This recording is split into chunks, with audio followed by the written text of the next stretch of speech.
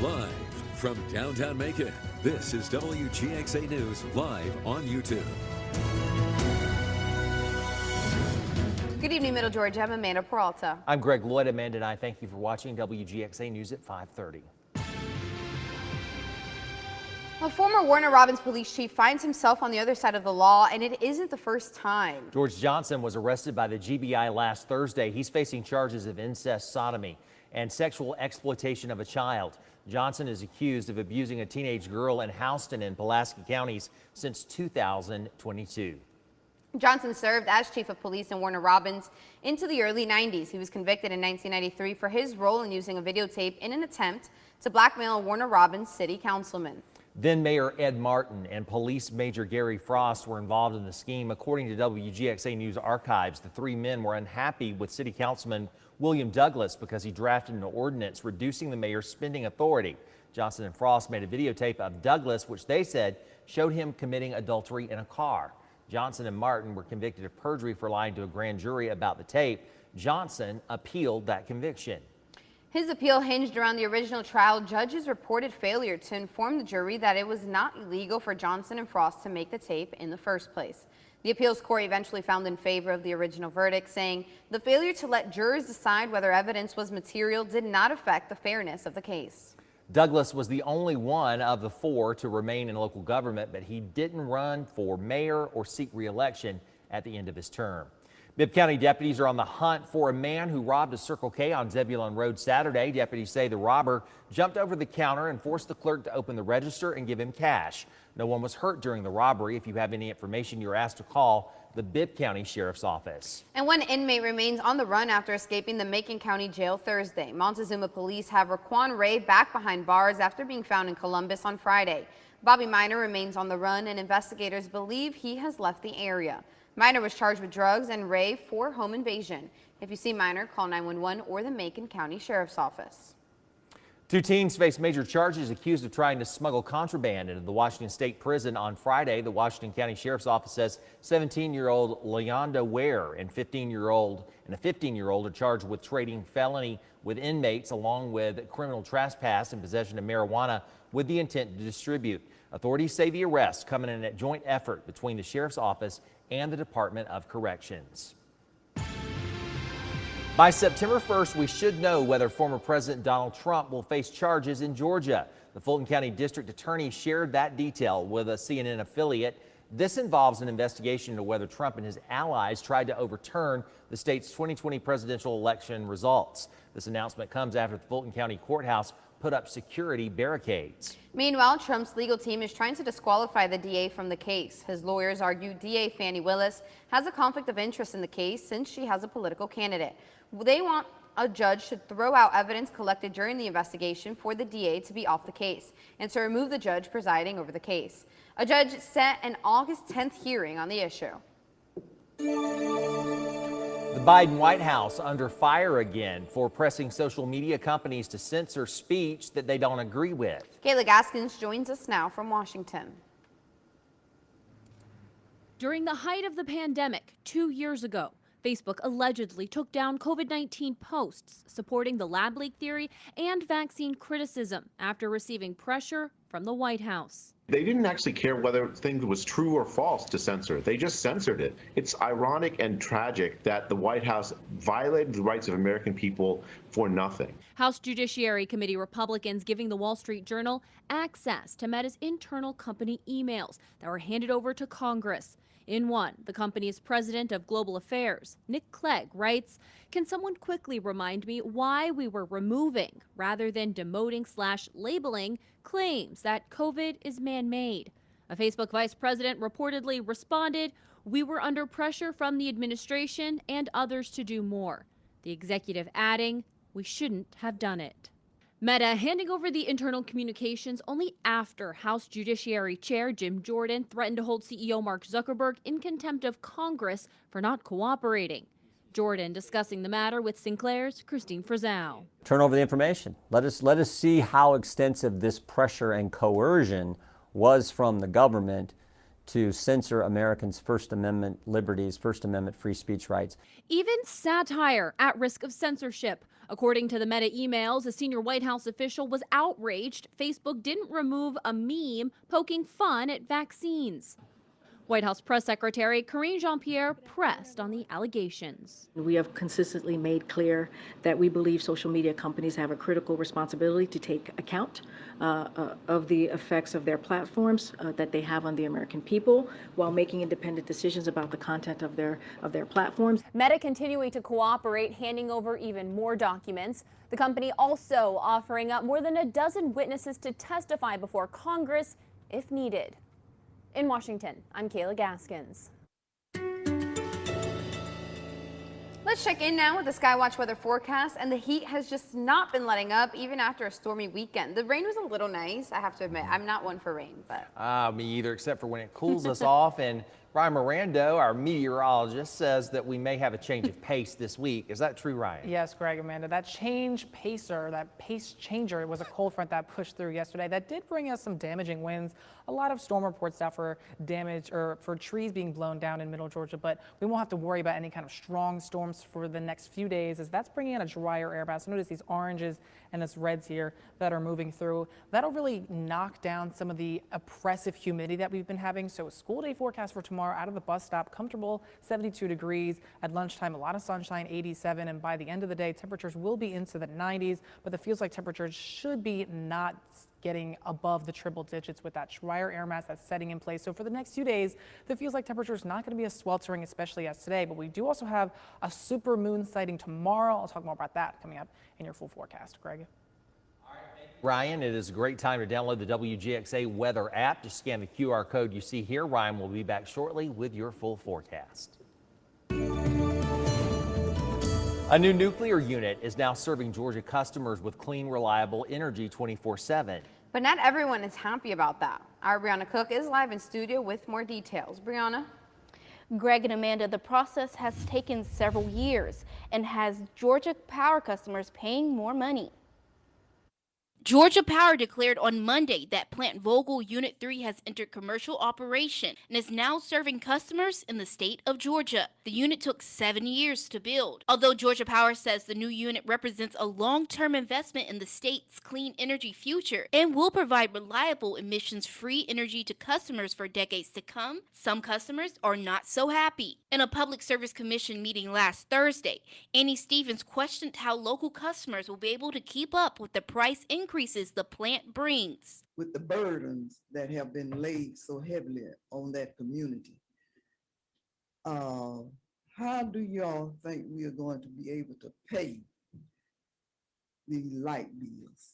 The company customers have also been paying a separate tab for Vogtle since 2009, which the Georgia Public Service Consultants estimate could total $926 per year for the typical household by the time that the expansion is complete. Public Service Commissioner Lauren McDonald says although Georgia Power customers will see an increase, the energy provided by the plant will be inexpensive. Your bill is going up when Unit 3 goes online. That's in the statute of law.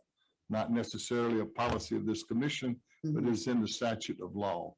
The second thing is it's going to be the energy that's going to be produced out of those plants is going to be some of the cheapest energy that we can produce. Vogtle is the only nuclear power plant in the country under construction and will be the first new reactor in 40 years to come online in the United States. Steve Prenovitz, a consultant with the Concerned Ratepayers of Georgia, blasted the regulatory process. The current regulatory oversight process of Vogtle 3 and 4 has been a total systemic failure for many years on many levels. Vogtle's $32 billion plus total projected cost for all partners is fiscal insanity. Despite promises from the company and others, they would build it right this time. They didn't. According to commissioners, Georgia Power owns 46% of Vogtle, making them the plant's majority owner. But the co-owners are involved in the decision-making process. Last year, Oglethorpe Power Corp sued Georgia Power over cost overruns. McDonald says regardless of the issues, the goal was to finish what they started. It's always been continue to build these and finish these plants. And there's been problems with i.e. Georgia Power, and those problems, a lot of them will be looked at as prudence reviews come along for the power company itself. The final stages of construction and testing will continue for Vogtle Unit 4. Reporting live in studio, Brianna Cook, WGXA News. Thank you so much, Brianna. And gas prices are soaring across the mid-state, rising almost 24 cents in the last week. The average in Macon sitting at $3.48 today, according to Gas Buddy. Prices are almost 40 cents higher than a month ago and only 2 cents lower than this time last year. Gas Buddy analyst Patrick DeHaan says heat-related refinery outages and an oil price surge are to blame for the increase. He also warns that if any issues arise during hurricane season, we could see prices jump over $4 for the first time in 2023. In your local headlines, the city of Centerville is hosting their first public meeting about a proposed property tax increase tomorrow. By law, local governments must assess tax rates each year. The proposed budget the city adopted exceeds what would be collected by the 2023 rollback rate, so leaders say there's a need to generate additional revenue. The meetings tomorrow and the one set for September offer citizens a chance to voice their concerns. Both public hearings will be held at the Centerville City Hall building tomorrow at 11 a.m. The hearing on September 5th starts at 6 p.m.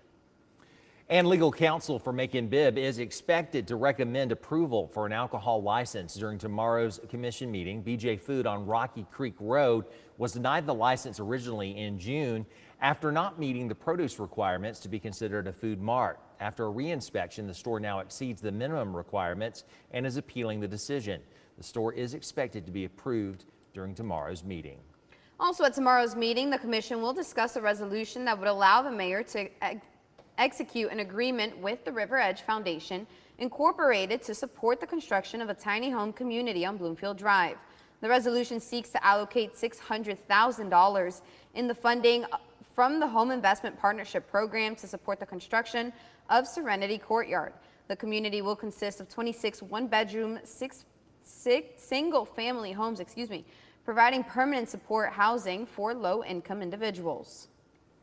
And as the start of the school year rapidly approaches for Macon-Bibb County students, the county is adding 4 new school speed limit zones. You'll see new signs at Stratford Academy along Peak Road, Academy for Classical Education along New Forsyth Road, Burned Elementary School along Altmulgee East Boulevard, and First Presbyterian Day School along Foster Road. All are to be zoned for 25 miles per hour during school hours or on active school days. New tonight, the warning period for some House and County school speed cameras will end Wednesday. School zone speeding cameras will be activated as the Warner Robin kids head back to the classroom. Our Carlos Stevens has been in Warner Robins all day, working to learn what you can expect as the new cameras keep an eye on you. Carlos, what have you learned? Well, guys, the Warner Robins Police Department told me earlier today that they've given out around 3,000 warnings thus far. But moving forward, as the school year starts, consequences will be added. That sound is something school administrators would hear if a child is hit by a speeding car. Summer break is over, and that means kids are heading back to the classroom. And for drivers in Warner Robins, it's time to slow down or pay up. 4 schools in Warner Robins now have speed cameras: Warner Robins High School, Lakejoy Elementary and Primary, Northside High School, and Huntington Middle School. And just like summer, the warning period is over. Warner Robins Interim Police Chief Roy Whitehead says if you're caught going 11 miles per hour over the speed limit, you will have to spend some money. The fines are $80. If you're caught again, it will be 100 plus. There will be no points added to your license if you get a ticket. It's a civil citation. It's not a traffic violation. According to a press release, drivers had a 45-day warning period to get educated on the cameras. Signs are now posted in the school zones to remind drivers of speed enforcement cameras. The 4 school zones with cameras are also classified as hot spots, according to Whitehead. He says there's one main focus. The speed cameras are to protect children and to keep people safe. When you're going past a school, children invariably will run across the street, not at crosswalks or whatever else, and it's incumbent on the driver to provide that safety for those children. He says the cameras will only operate during school hours. Only work and operate during the time when children are actually present at the schools. And the city has determined that these cameras will be active during the 90 minutes from when the school takes in and the 90 minutes when school's let out.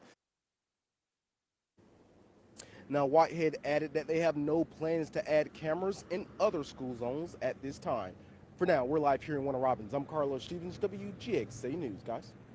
It is another hot and humid day across middle Georgia, but it won't be so swelteringly bad over the next 3 days, Tuesday, Wednesday, and Thursday.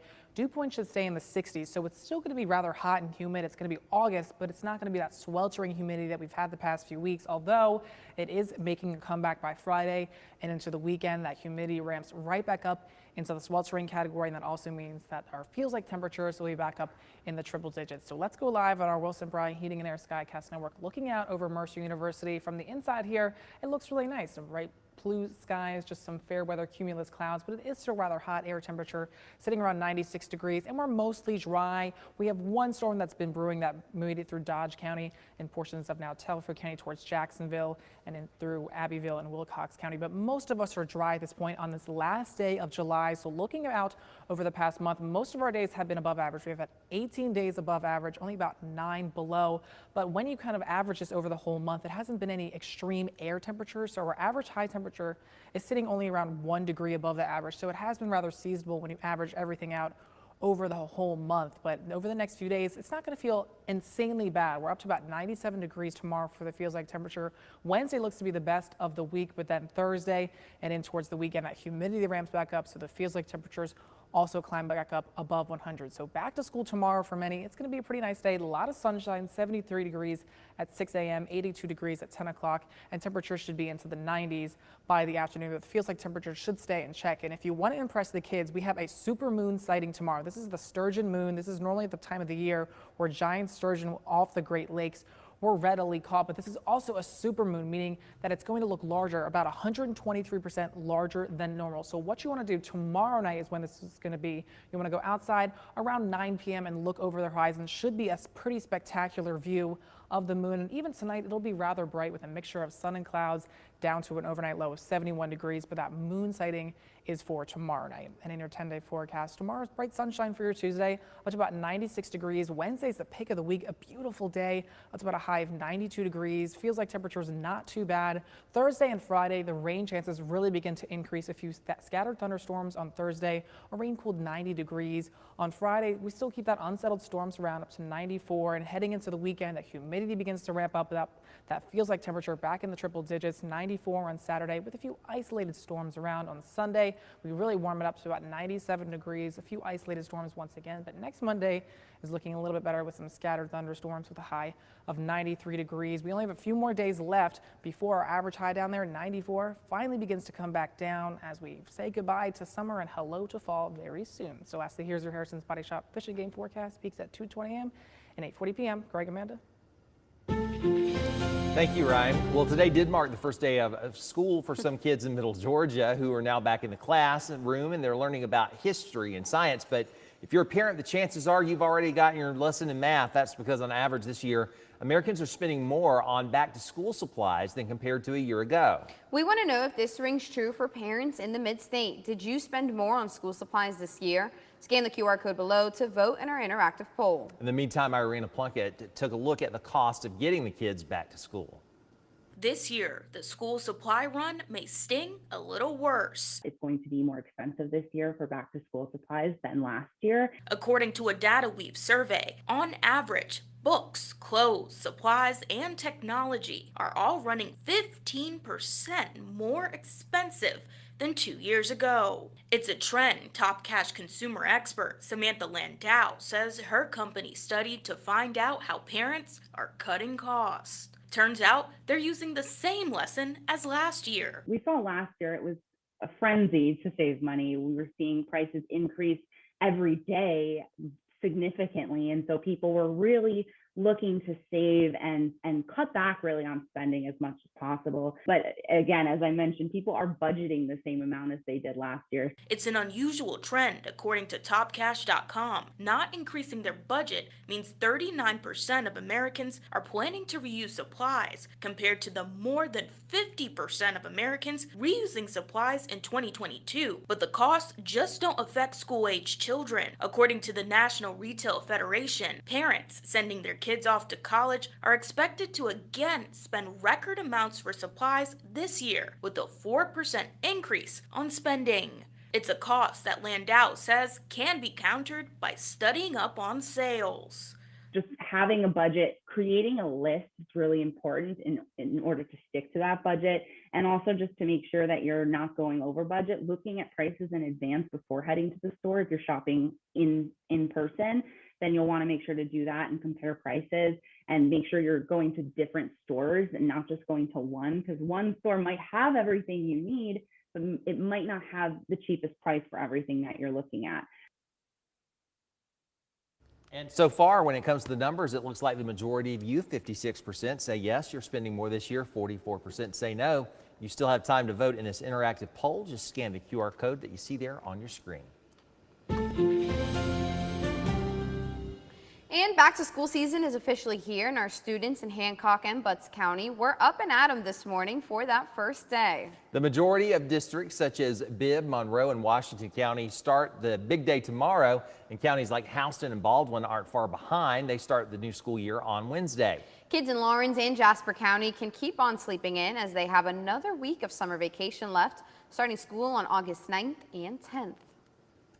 And the student volunteers at Alice's Place Adult Daycare program, they got a big surprise ahead of returning to the classroom. County Superintendent Dr. Dan Sims stopped by to congratulate and present certificates to the volunteer students from Howard and Sonny Carter High Schools. The selfless students were recognized for their hard work and eagerness to take care of the elderly and the disabled. Well, when I help the clients, I feel like I am doing a great job, and it's awesome to help because I like helping people, and volunteering will help me do stuff in the future. Adorable. The students received their certificates from Dr. Sims. What a great way to kick off the new school year. How sweet is that? And she was so sweet. She was adorable. And speaking of kicking off the new school year, we'd like to see your back to school photos. You can scan the QR code on your screen and upload a picture of your favorite student, and you might see it here on WGXA News. And all right, everyone, I have an idea. Were you guys? We're going to get a back to school picture right now. So everyone on YouTube, get ready to screenshot. Okay, that's enough time. All right. Well, I didn't know what he was going to do when he said, yeah. Did you guys look forward to going back to school? Because when I was a kid, I hated about this time when the adults would all start talking back to school. You turn on the TV, it's time to go back to school. I hated the preparation. Well, no, okay, hold on. I loved getting new things for the start of school. True. That was fun. But I hated when I knew it was the last few days right before summer, but then I would get the worst jitters the first day of school. Oh, yeah. My mom would be like, all right, let's go. You're fine. Come on. I love school, honestly. I kind of miss it, but I was getting exhausting after 18 years. I don't miss I actually school. don't think I miss it. I miss the carefree. I wish that you could have the so few cares like you do when you're in school. I do miss that. I miss the no bills part of school. Miss the so no for all the bills. kids out there that are watching, please enjoy it. The trade-off is no homework. Well, that's going to do it for WGXA at 5:30. We invite you to join us at 6 on ABC 16. Don't forget to like and subscribe. Bye.